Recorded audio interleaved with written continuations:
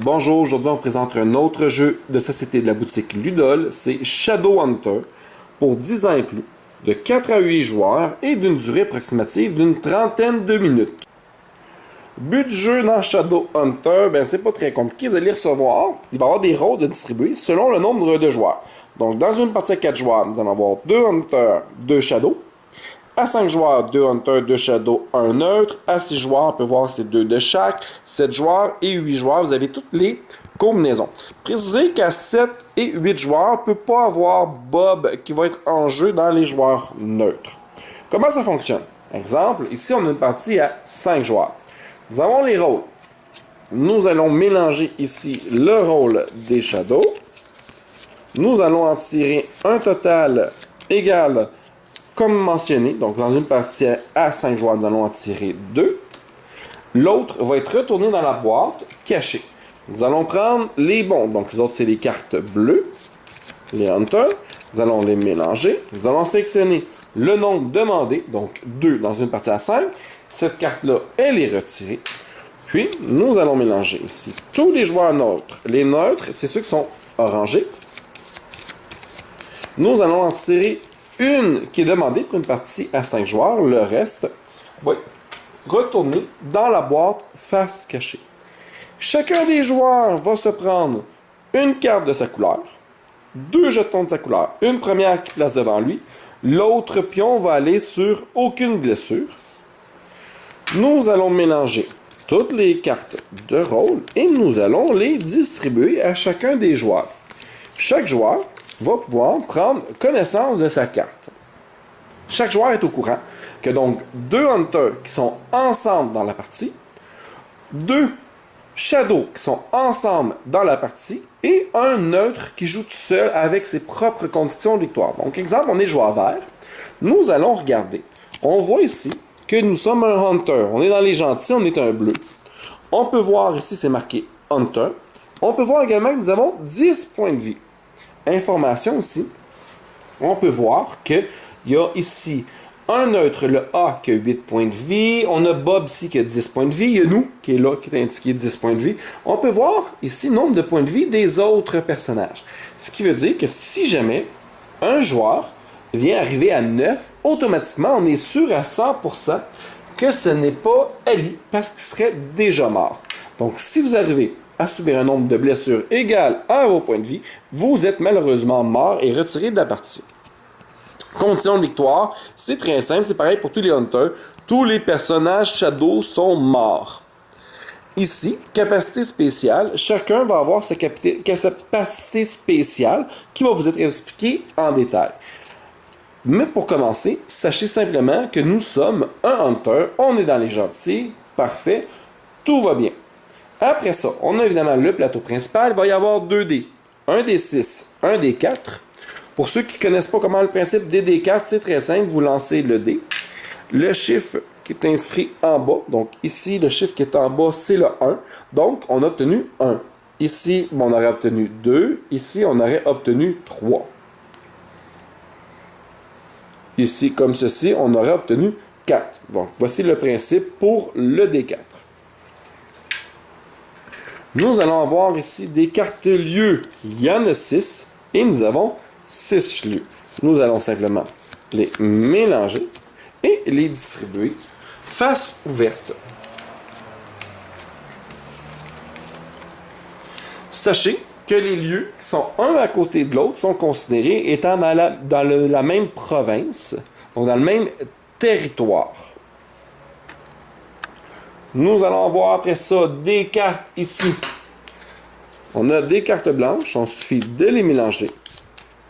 Déplacer ici, on a des cartes vision, les cartes vertes. On les mélange, on les place à côté.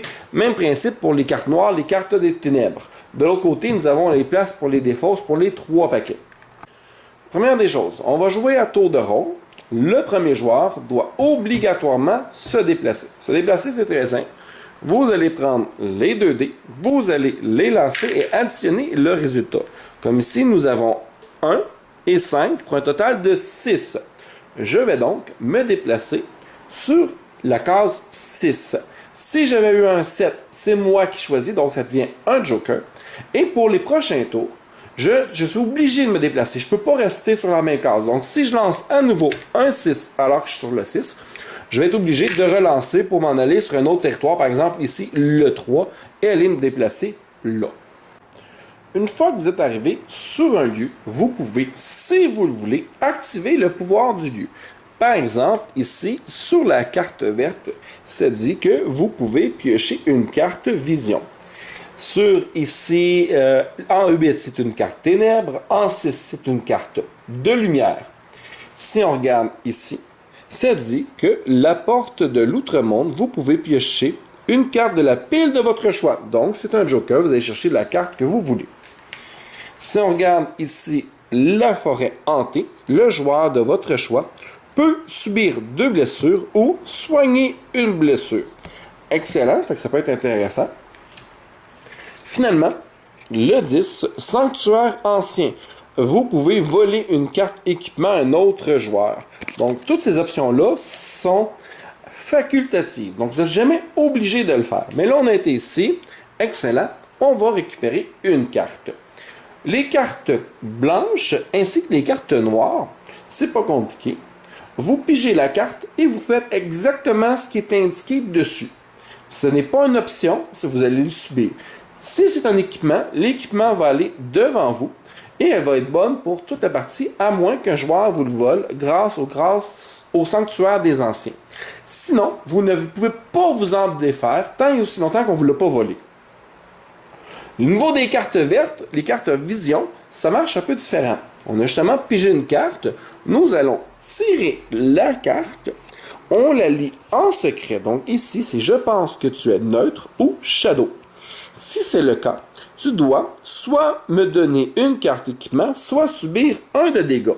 C'est pour nous aider à identifier les autres joueurs. Ben moi, je suis good.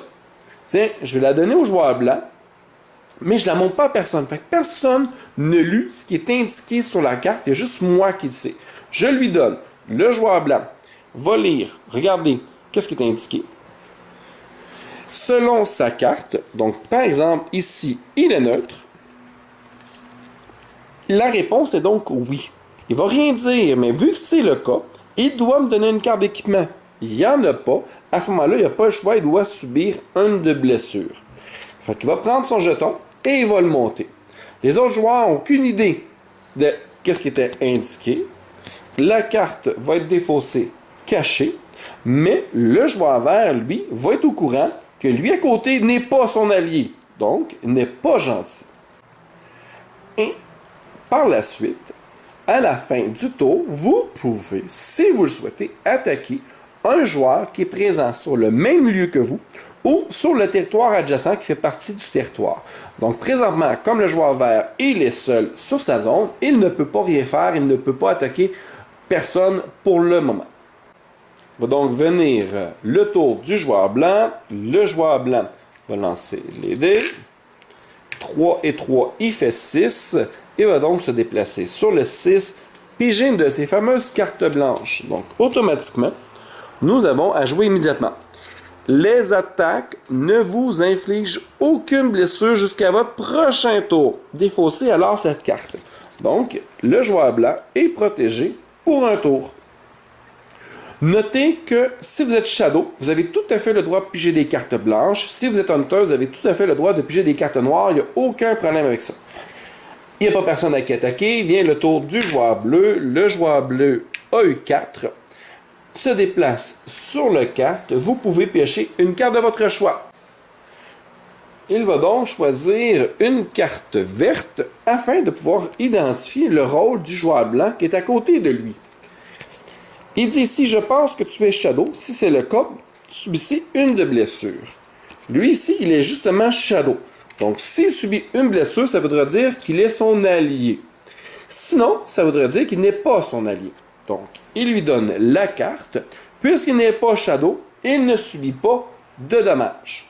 Vu qu'il n'a pas subi de dommages, le joueur bleu sait pertinemment que le joueur vert n'est pas son allié.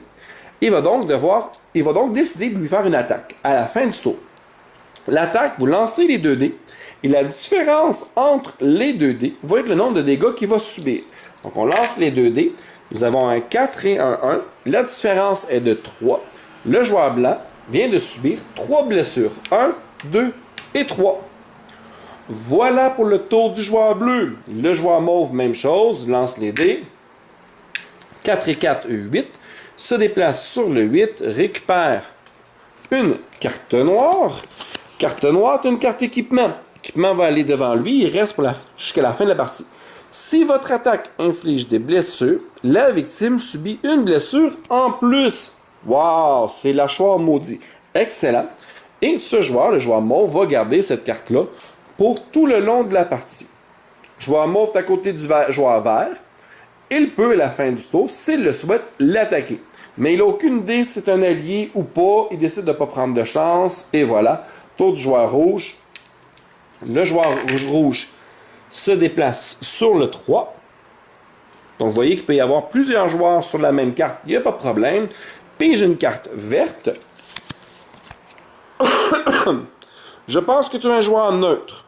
Si c'est le cas, soigne une blessure. Toutefois, si tu n'avais aucune blessure, subis une blessure. Bon, ben écoute, le mauve ainsi que le rouge n'ont pas subi. On va essayer d'identifier un joueur. On va essayer d'identifier justement le joueur vert. On va donner au joueur vert. Le joueur vert n'est pas neutre. On n'est pas neutre. Donc, à ce moment-là, il ne se passe rien. Et on retourne cette carte-là. Ce joueur, le joueur rouge, sait seulement que je ne suis pas neutre. Lui ici, il est hunter, ne sait pas si je suis dans son camp ou pas, décide d'attaquer ou pas. Il pourrait très bien décider d'attaquer. Il attaque, parfait, il attaque le joueur vert, on ne prendra pas de chance. 4 et 2, la différence est de 2. Et le joueur vert subit 2 dégâts. On continue comme ça jusqu'à la fin de la partie. La partie s'achève quand? Quand vous allez subir des blessures qui vont vous amener, par exemple ici, nous on avait 10 points de vie. La seconde où j'arrive à 10 ou plus, automatiquement, j'ai pas le choix, je suis mort. Et je vais devoir dévoiler qui j'étais. Donc à ce moment-là, tous les joueurs sont au courant qu'un des deux hunters est mort. De plus, si j'avais une capacité spéciale, je ne peux pas l'activer parce que je suis mort, il est trop tard. Et la personne qui m'a tué gagne un de mes équipements. Donc c'est une obligation. Il gagne un de mes équipements. Si quelqu'un a tué plusieurs joueurs en même temps, il va gagner un équipement pour chacun de ces joueurs-là. Donc il va lui voler automatiquement un équipement. Si j'en ai pas, ben tant pis, il ne gagne pas d'équipement, bien entendu. Et mon jeton vert est retiré du jeu. Je ne joue plus jusqu'à temps que une des conditions de victoire d'un joueur ou d'un groupe de joueurs est gagnée. Comme on l'a vu précédemment, les hunters doivent éliminer les shadows, les hunters. Mais le joueur neutre, lui, c'est quoi? Et si on regarde, chacun a une condition de victoire différente. Ici, être le premier à mourir ou être en vie quand tous les personnages shadows sont morts. Donc ça va être le rôle de Daniel. Fait que c'est important d'être au courant parce que si jamais on arrive que tous les personnages shadow sont morts, ce ne sont pas les hunters qui ont gagné, mais bien lui qui leur vole la victoire. Donc il va falloir identifier que Daniel est présent. C'est les conditions de victoire de Daniel. Autre chose également, on n'a pas parlé, mais chacun a un pouvoir spécial. Donc on va les voir en détail. Comme par exemple ici pour Daniel, lui a le désespoir. Dès qu'un personnage meurt, vous devez révéler votre identité. Hop là, ça change la donne.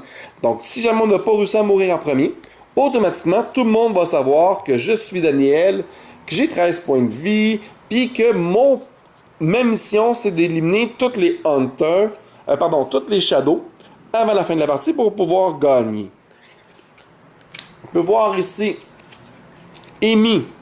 Et son pouvoir spécial, c'est que pour vous déplacer, vous pouvez lancer normalement les dés ou vous déplacer sur la carte de lieu adjacent. Donc c'est intéressant, ça donne... C'est intéressant parce que ça vous donne justement un peu de pouvoir décisionnel sur vos déplacements plutôt que vous en tenir seulement qu'à la chance. Ici, le vampire, ben, si vous attaquez un joueur et lui infligez des blessures, soignez immédiatement 2 de vos blessures. C'est important de prendre note que pour pouvoir utiliser une capacité spéciale, vous devez obligatoirement avoir révélé votre identité. Pour avoir révélé votre identité, c'est pas compliqué. Vous retournez votre personnage et vous dites « Je suis le vampire et j'utilise ma capacité spéciale ». Vous pouvez même le faire lors des tours des autres joueurs, il n'y a aucun problème. Évidemment, une fois que vous avez révélé votre identité, il n'est plus possible de revenir en arrière. Mais à partir de maintenant, votre pouvoir spécial est actif jusqu'à la fin de la partie. Donc le vampire, chaque fois qu'il va faire du dommage, il va pouvoir se soigner de 2 en même temps. Si on regarde ici le pouvoir spécial, capacité spéciale, contre-attaque. Après avoir subi l'attaque d'un joueur, vous pouvez contre-attaquer immédiatement. Ça, c'est le loup-garou. On peut voir également les autres personnages. Nous avons également ici le métamorphe. Métamorphe, lui ici, vous pouvez mentir sans avoir révélé votre identité lorsqu'on vous donne une carte vision. Donc, c'est une possibilité et non une obligation. Et ça ici, c'est actif même quand c'est retourné. Donc, c'est très fort comme carte. Ça peut justement porter à confusion. Mais, attention, parce que vos alliés également peuvent se méprendre sur qui vous êtes. Après ça, Georges. Georges, lui, au début de votre tour, choisissez un joueur et infligez-lui autant de blessures que le résultat d'un dé à 4 faces. Ah, ça peut faire très mal, ça c'est très intéressant. Ici, nous avons Élie. Soignez toutes vos blessures. Très bonne capacité. Pour vrai, wow. Puis, en tant que joueur neutre, pour pouvoir gagner, elle doit être encore en vie lorsque la partie se termine. On rappelle qu'un joueur neutre qui gagne l'emporte toujours sur les Shadows ou sur les Hunters. Neutre. Tuer un autre personnage par une attaque alors qu'il y a déjà eu 3 morts.